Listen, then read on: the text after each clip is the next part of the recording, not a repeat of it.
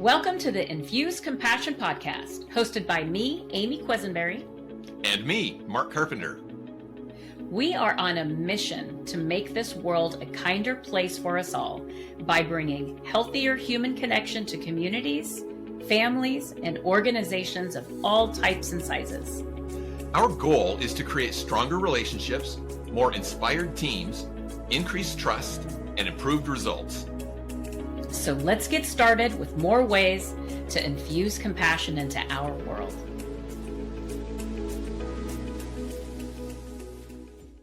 Welcome, friends, to this edition of the Infuse Compassion podcast. So glad you're with us here today, and that I hope you're with us regularly on your journeys through life and through infusing compassion into your lives and the lives of others. We've got a wonderful guest with us today that I am going to turn it over to my friend Amy to introduce to us. Amy, who have we got with our conversation today? Thank you so much, Mark. We have just a sweet soul. Her name is Jane Casiano, and she is the host of the Chronically Ill Diaries podcast, where she shares with courage and vulnerability her experience living with lupus. Jane and I are both from the same hometown, Modesto, California. Woo woo! And she works at the incredible chiropractic office that my husband and I have been going to for a few years now, Acru Health Precision Chiropractic. Jane, it is such a pleasure to have you on. Thank you for saying yes. Thank you for saying yes to being a guest on our podcast. How are you doing today, dear? I'm doing good. Of course. Thank you for having me on. I'm really excited today. Good. Well, listen, I want to jump in here. I'm going to be really honest. You're the only person that I know that has a chronic illness. Really? And I had no idea. How many interactions had you and I had before I learned this about you, right? And so the place that I'd love to start is I would really like for you to share with our listeners one, more about lupus and what it's like to live with a chronic illness. Okay. Yeah, so I was actually diagnosed at a really, really young age. So I was 12 when I started getting symptoms and 13 when I found out. At the time of me finding out that I had lupus, they basically told me I had a couple weeks left to live because I almost drowned in fluid that was in my lungs, like kind of like a pneumonia, but it was a different type of fluid, just buildup from my body shutting down, as well as my kidneys were shutting down. So basically, what happened was, I went into the emergency room. My mom was like, there's obviously something wrong with you. And we went in and they transferred me to children's because they didn't know how to help me there. And they were like, you have lupus and you have something else called lupus nephritis. So lupus actually can attack any organ in the body, including skin. So the most common is for kidney involvement, but some people have heart issues, brain, skin. Some people get psoriasis, and that kind of goes into the arthritis aspect of things. So when they told me what my full diagnosis was, it was lupus, lupus nephritis for the kidneys, and then as well as arthritis. So I was diagnosed with all of that at 13. That took them about 4 days to figure out what was wrong. And the meantime, those 4 days that I was just there waiting, they were draining my lungs and just kind of pumping me full of steroids and things like that to get the inflammation down because they had no idea what was wrong with me because it was about a year of things building up before I actually got sick. So it was little things like my fingers were really swollen, my elbows kind of hurt, things like that. And then it quickly turned into my hair was falling out and my stomach was extremely large and I was losing weight and I couldn't breathe for too long. So it was little things like that where I'm like, Mom, I haven't been telling you that I've been feeling this way, but I think there's something wrong with me. And so that's how it all kind of happened. Um, and so, yeah, so that happened when I was 13. I was hospitalized for about 3 to 4 weeks, and I was out of school for only 2 months. And then I went into remission quickly after that. So I feel like I was really resilient at 13 years old. My body responded pretty well to all of the treatment. Um, but then when I turned 20, I had my first flare up, and that's when my kidneys failed. And I went on dialysis and had my kidney transplant 2 years ago. So I'm doing a lot better now, and it's been a much better life ever since that transplant happened, for sure. So yeah. Wow. Mhm. I I can't imagine. I truly cannot imagine being 12 years old and knowing that something isn't right. Mhm. And then the fear of saying those words out loud to your mom. Mhm. You talked about how resilient you are. I'm just going to say how brave you are. I mean, you are so brave and courageous and vulnerable. I've listened to your podcast. I've watched you on Instagram. You are in it. You are in it, sister. Thank And you. you share it real. And I'm so grateful for you for just taking the covers off of this and saying, "Hey, listen, here's the deal. This is what it's like." Your episode or your clip of you taking your pills. Mm. Wow, right? Yeah, it's a lot. It definitely is a lot. I went through a phase because I'm more on the holistic side of health, but obviously I have all these issues where I need to take medicine and go to the hospital often and things like that. So I went through this phase where I was like, I'm fine. I'm not taking my medicine anymore. And that's ultimately what led to my kidney failure. So I will never do that again. But I have come to accept that I take about 13 pills a day, and I think 7 of them are anti-rejection pills. So those for sure I will never stop taking. But the rest of them, it's for like allergies and the lupus and things like that. So it's not as important to take as the anti-rejection pills for sure. Mhm. What was it that made you decide to share this story with others? To put this out there publicly, because Amy talked about your bravery. There's some bravery with that. To Mhm. step out there and say, let me share with you some of the inside look on some of these challenges. What made you decide to do that, and what's been your experience in sharing that with other people? Yeah, so from 13 until I would say 20, I didn't want anyone to know. I didn't want to talk about it because I felt like if I talked about it, it was more real.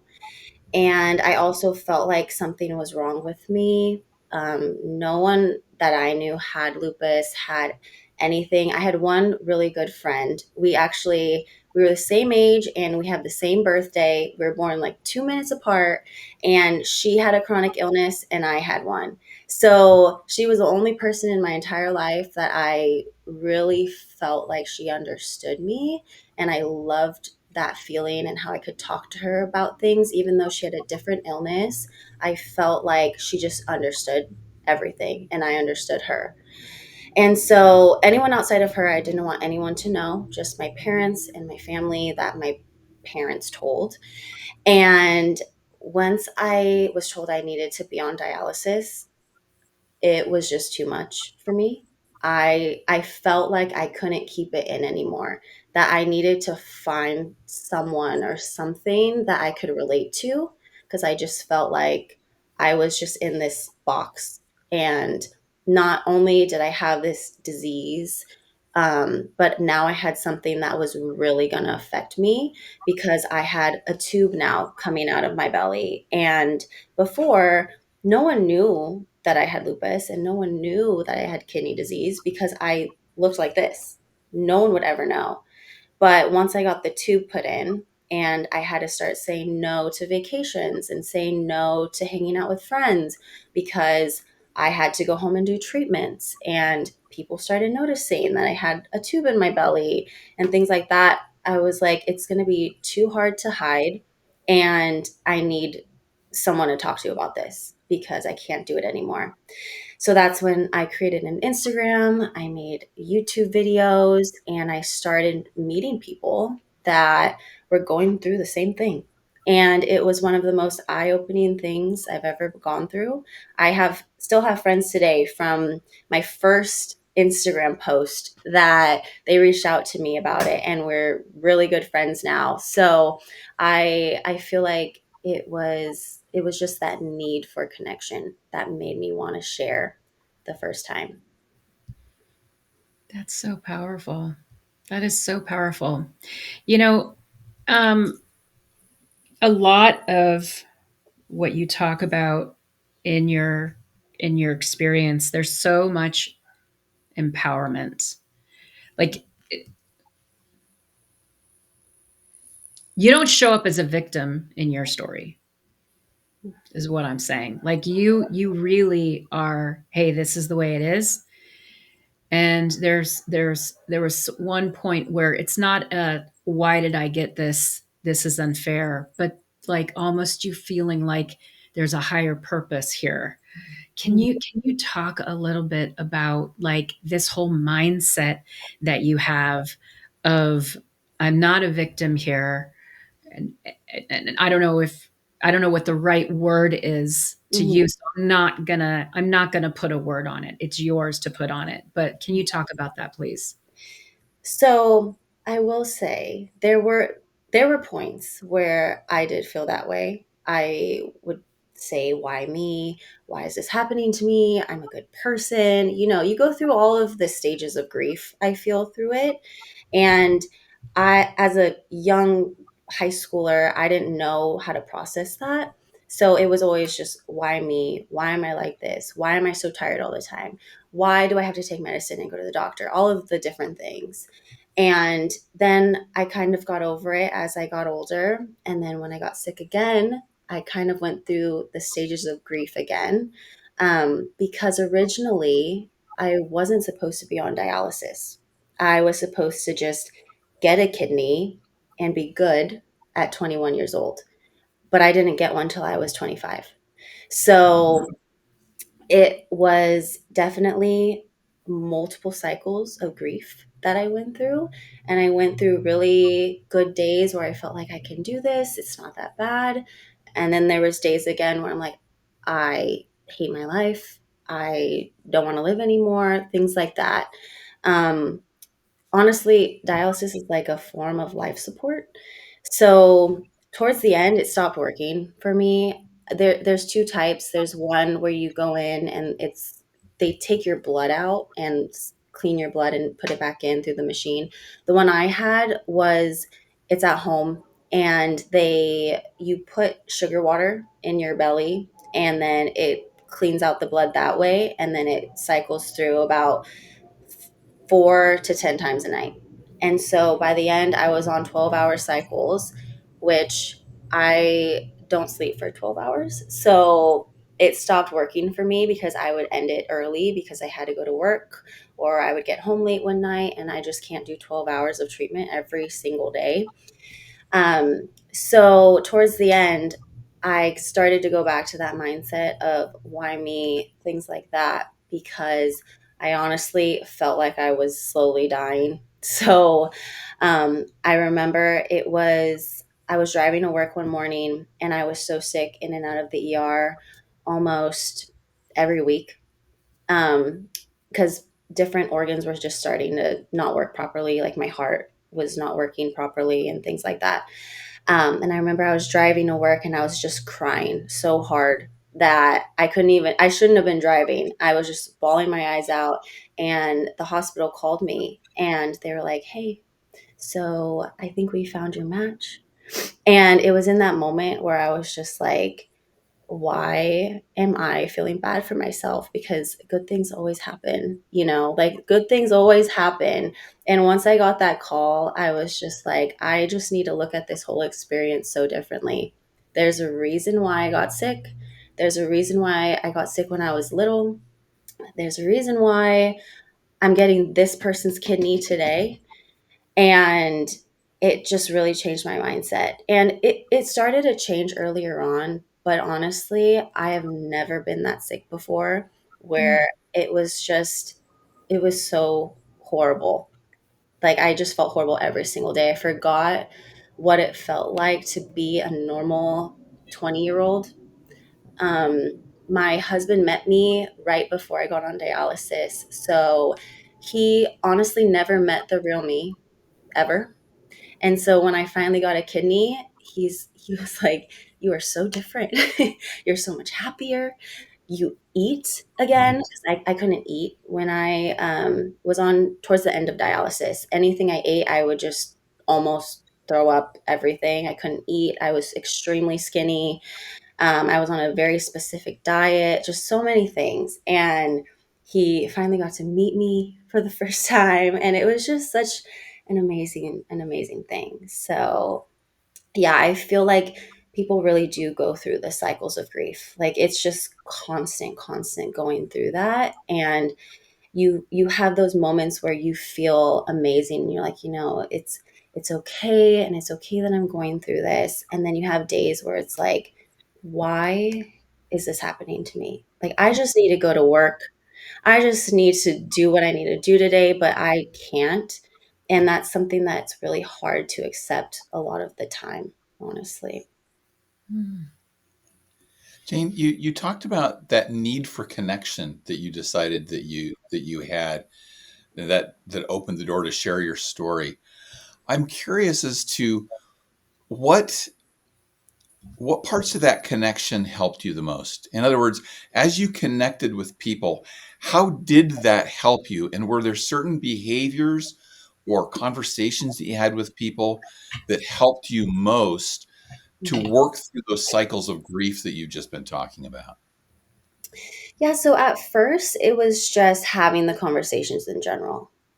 But then it turned into people just reaching out to me and asking me questions. Hey, I saw this video that you posted and you mentioned something, and I'm kind of feeling that way. Do you think that we could talk about it? And once those things started happening, I'm like, wow, people are in the same boat that I was when I was scared to talk about it. And because I chose to do that, I'm now helping someone else. And that's what really felt amazing to me. And also, there was this one instance, someone reached out to me over YouTube about a video I posted, and he asked me if he could share my story in a college presentation for his school. And I was like, sure. And then I started asking him a few questions about it. He was a medical student, and they were learning about chronic illnesses. And he found me and he wanted to talk about me, and he was from Europe or something like that. And so they were talking about me in Europe, and I was like, wow, like this is so amazing. I'm connecting with people all over the world about just my life. And that just, I don't know, it just made me feel like there is so much more to my story than just me being a sick child. There's so many people that just get sick, and I really just feel like there's something bigger out there for me than even what I'm doing now. So I'm just I just want to keep sharing my story and see where it goes from there. There is so much more to my story than being sick. Wow, Mhm. that's so powerful. And that's true. And I love the fact that as soon as you stopped, I'm going to use the word isolating yourself. Okay, Mhm. if that's not the right word, please correct me. But that's what I felt. I felt like when you talked about it, Mhm. the energy that I felt was like a self isolating piece. And as soon as you stopped doing that, as soon as you opened yourself up to the world started coming into you. and just brought such beauty. And like, I see you, you're not alone. And the difference that you're making in people's lives. This is incredible. I'd like to talk for a little bit about what you want people to know, really. Like, I started this episode with saying, hey, listen, I have no idea what it's like Mhm. to be you, right? But what I would love to know is, how can I be better in your life? What do you want people to know, Mhm. to do, to say, to not say? Sorry, I'll stop talking. No, I feel like it does base off of people, how they are, how they react, what they've been through. That definitely changes things. I feel like if you would have asked me that before I went through the whole kidney dialysis situation, my answer would have been different than it is now. Um, I feel like one thing that not only myself, but others have said is, even going through it, you don't really know what to say. It's a really hard thing. You don't really know what to say because you don't know where that person is in their own grief. And so, something for me is, I honestly hate when people say, I'm so sorry, because it's like, it's okay. It's okay. Like, it is what it is. You don't have to be sorry. Like, it's fine. And honestly, just being someone that listens, that's what I feel like people just need. Sometimes if they're going through a hard day and they just need to be like, I'm not really feeling my best today, and you just let them say that, it honestly just releases so much emotion that they might need to be getting off their chest.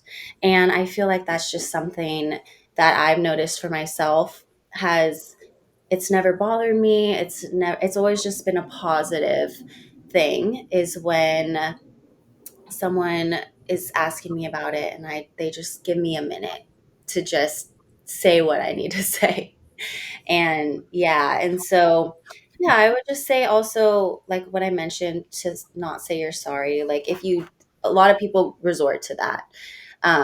But it's not necessary. I feel like we all just get it. It is what it is. So yeah.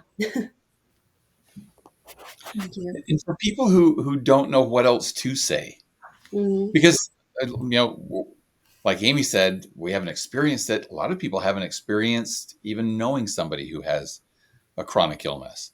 Mhm. What would you say would be a better response as they're listening? As they're opening up to listening, because I think that's so powerful right there. Just listening is very healing. Mhm. So, what would be a better response than "I'm sorry"? Yeah, so it's funny because my husband, when we met, obviously I was going through a lot, and he would always just tell me, "Oh, I'm so sorry, Jane. I'm so sorry you're going through that. I'm so sorry."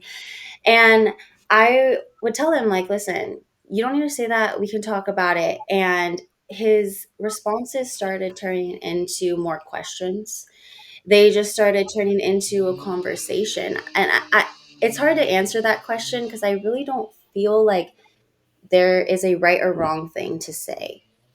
I feel like it will naturally just turn into a conversation. And there is probably something that that other person, even if they may have never gone through something similar or a chronic illness or know someone with that, there is something within them that they can probably relate to.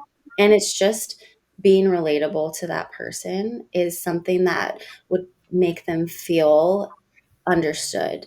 Is, even if it's, oh, my aunt went through something, like, it could be that, or it could be yourself, and it doesn't even have to do anything with having a chronic illness. Just being relatable to that person and giving them the time to listen. Love that. Thank you. It's truly just being a human being. Yes. We're Exactly. all we're all humans, and we all crave that connection. And Yeah. so I think that's what everybody needs. Hmm. I agree. Yeah, everyone's just human and everyone's going through something. It doesn't matter what it like you're always going through, not always, but someone's usually always going through something. So, just having that connection with another person, yeah. Jane, I would love it if you would share with our compassionators, that's what we Mhm. call our listeners, Cute. where can people find you? Where can people connect with you? Yes. So everything that I have on socials is always going to be the Chronically Ill Diaries. I know it's long, but that's what it is. That's what I love. So yes, Instagram and my podcast is also called that on all the platforms. And that's mostly all that I have right now. Is that? Okay. I'm curious, is there anything that we haven't asked that you're like, Amy, here's this, Amy and Mark. Here's just one more thing that people need to know. Is there? I feel like we did cover a lot. I feel like there's always just something to learn from anyone. And, like how you said, you never knew that I had a chronic illness. There's probably so many people that you pass every single day that has something similar to what I have gone through or am going through. And I would say, just, I'm sure you guys do this and you know this, but to just always just be kind, which you guys are amazing at, but just be kind to everyone, even those people that are so rude to you and they're just, those people, they're just not nice and they might just be having a bad day or maybe they just found out something's going on with them as well and they just need those people need the most love. And so just remembering that those types of people and others just need to always be loved constantly. And me being someone that I love a hug every single day. And so everyone can use like a hug in words every single day. So just to kind of always put out that loving energy no matter where you go, I feel like is the best way to just share that compassion with everyone. I love that. A hug and words. Oh my goodness. Never Mhm. heard that before. I wrote Jane, that one down. beautifully said. Beautifully said. Mark, you want to ask our last question? Yeah, and I feel like she may have just answered it, but I is there know. anything else that you would give as a tip to our listeners, our compassionators, as how to infuse compassion into the world? Something that we can do just in this coming week. And maybe it's just reiterating again, give everybody a hug through words or be kind to everyone. But any other tips you would give on infusing compassion into the world? Yes, I feel like I did just answer that on accident. But yeah, honestly, just trying to be the best how you would want other people to be treated or how you would want others to treat you is how you should treat everyone. And something that I've really been trying to work on is when I have a bad day, I tend to let it show. I may not be rude to others, but I'm not my best just because I'm going through something personal or mental, whatever the thing is. And something that I really have been working on the past couple weeks is even if I'm not feeling my best, that I'm gonna just give a little bit more out there. And even when I'm at work, I'm a certain way. And when I come home, I'm not just going to turn it off just because I'm home now. Like, I'm still going to give that little bit that I have to my husband, that little love, even though, you get home and you just want to be done with the day, but it's not over yet. And just always giving what you can, but never giving what you can't. Because you got to fill your cup first and give what you can within that, within reason. So, yeah. That's a really nice boundary statement in there too. I Hmm. really, really like that. Yeah. Yeah. Thank you. Hmm. Thank you. Well, I think that we've all been filled. Speaking of filling our cups, Hmm. I think that Jane, you have helped everybody listening fill their cups today. I feel like this is an episode people will want to go back and listen to multiple times to pick up a few of those great points that you just made there. So thank you for honoring us with your presence on the Infuse Compassion podcast. Listeners, thank you for being here with us. We'd love your thoughts and your comments on this episode. Amy, would you like to wrap us up? Oh, goodness. Thank you so much, Jane, for being with us. Thank you, Compassionators. Thank you, Mark, for being a fantastic co-host. Everybody, infuse compassion into the world. We'll see you next week. Bye. Thank you for joining us for this episode of the Infuse Compassion podcast. If you enjoyed the conversation, please share a review and like the podcast so other Compassionators can join us. Until next time, let's all do something each day to infuse compassion into the world. For more information on our guests, see the show notes.